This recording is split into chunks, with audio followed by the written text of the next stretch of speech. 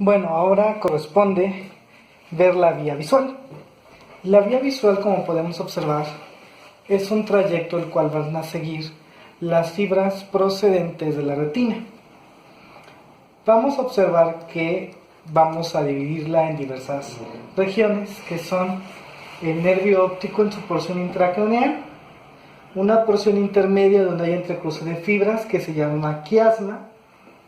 Después del entrecruce de fibras vamos a tener el tracto óptico, que de aquí van a ser sinapsis con células del núcleo geniculado.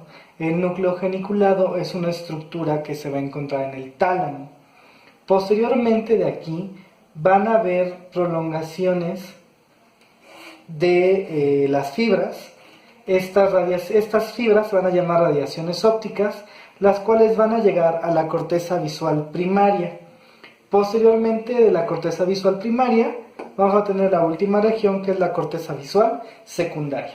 Y pues para ello vamos a ver de manera cómo se van entrecruzando estas fibras. Recordemos nuestras clases de física y vamos a ver que los haces luminosos tienden a reflejarse o entrecruzarse. Entonces, siguiendo esa reglita, vamos a ver cómo los rayos luminosos se entrecruzan. Aquí yo delimité con un color rojo y con un color azul el campo visual, es decir, la imagen que nosotros vamos a poder observar. Puse de rojo la del lado derecho y puse de azul la del lado izquierdo. Entonces, para que no haya problemas, vamos a poner aquí que este es el lado derecho y vamos a poner aquí que este es el lado izquierdo. Muy bien. ¿Qué es lo que ocurre? Vamos a observar que nuestra retina va a tener dos porciones. Una porción que se va a llamar nasal y una porción externa que se va a llamar temporal. Observemos que la región nasal va a recibir el estímulo luminoso de la región temporal del campo visual. Repito, la porción nasal de mi retina va a recibir información de la porción temporal, pero del campo visual. Por consiguiente, igual, la región nasal izquierda va a recibir información de la región temporal izquierda del campo visual. Ahora vemos que las regiones temporales de la retina van a recibir estímulos luminosos de la región nasal del campo visual contralateral. Veamos que aquí se está entrecruzando. Si es nasal, pero no es el nasal derecho, es el nasal izquierdo, hay un entrecruce. Esto es importante. Veamos. Si yo marco la porción de la retina de uno y de otro lado, voy a poder percatarme de qué región observa de mi campo visual la retina. Ahora bien, ya que está ahí, vamos a observar que las fibras nasales llegan al nervio óptico y entrecruzan por el quiasma y se siguen derecho. Veamos nuevamente del lado contralateral. Las fibras nasales emergen por el nervio óptico y cruzan por el quiasma. Ahora veamos que las fibras temporales siguen el nervio óptico, estas no decusan y observamos que prácticamente todo el campo visual del lado derecho va a quedarse en el tracto óptico del lado izquierdo. Veamos ahora del otro lado. La región temporal derecha se sigue el camino hasta llegar al tracto óptico. Veamos que el campo visual izquierdo termina proyectándose en el tracto óptico derecho. Veamos estos entrecruces. Por eso fue que me gusta explicar esto con colores en cada campo visual. Ahora bien, unas fibras del tracto no se siguen derecho al núcleo geniculado. Estas fibras hacen sinapsis directamente con el núcleo pretectal y también hacen sinapsis con el colículo superior. Recordemos que los colículos son unas estructuras que yo voy a observar en el mesencéfalo.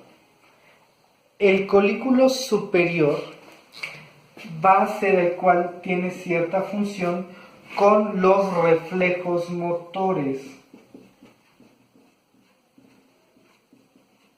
Y esto es muy importante.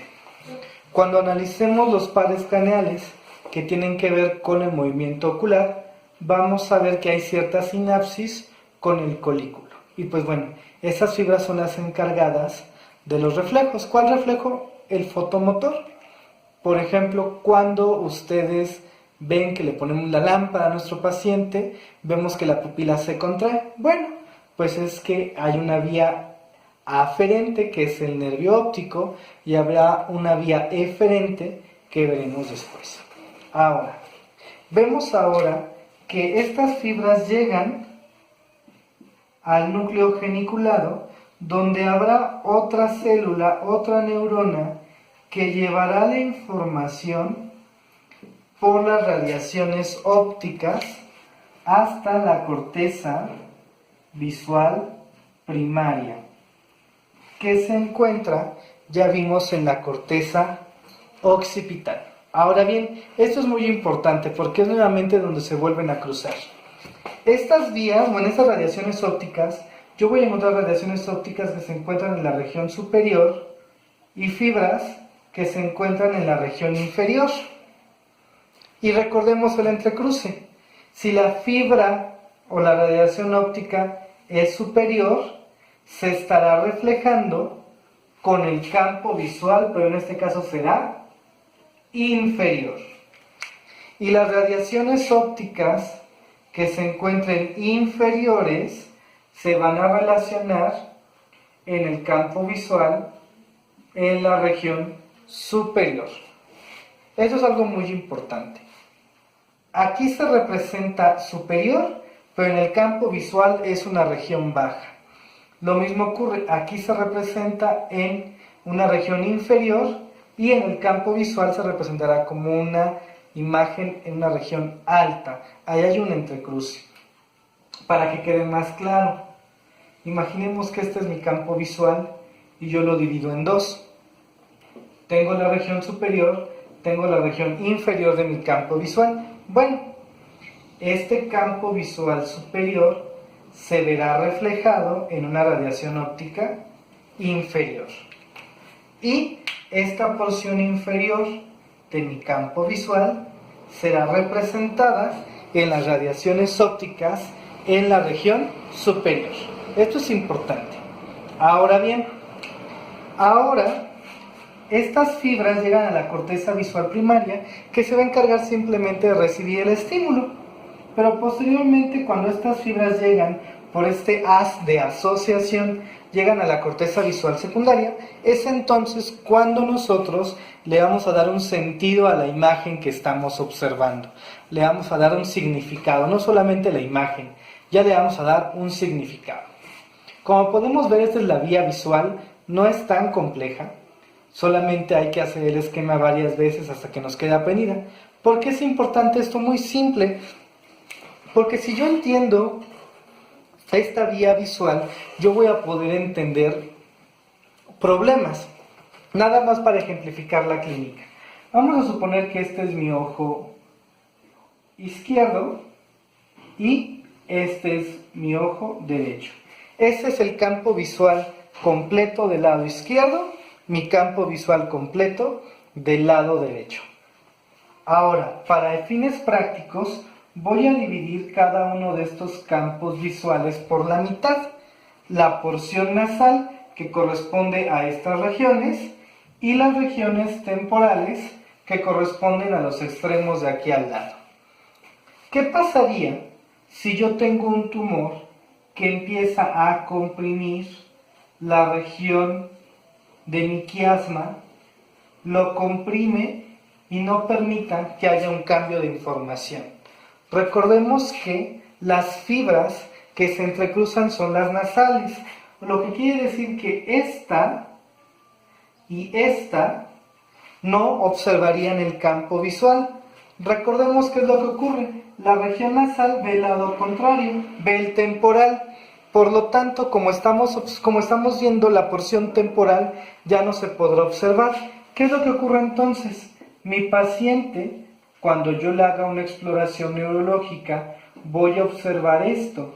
Cuando yo observo sus campos visuales o hago una valoración de los campos visuales, me voy a percatar de que el campo visual temporal mi paciente ya no lo puede percibir, lo cual significa que mi paciente tiene una lesión quiasmática. Entonces, el conocimiento de toda esta vía me puede permitir deducir y determinar cuáles serán las alteraciones campimétricas, es decir, del campo visual que pueda tener mi paciente. De hecho, tú vas a poder encontrar cualquier imagen que sea la vía visual y en todas las imágenes vienen lo que te acabo de explicar y viene cada una de las lesiones con su representación esquemática de esa alteración en el campo visual.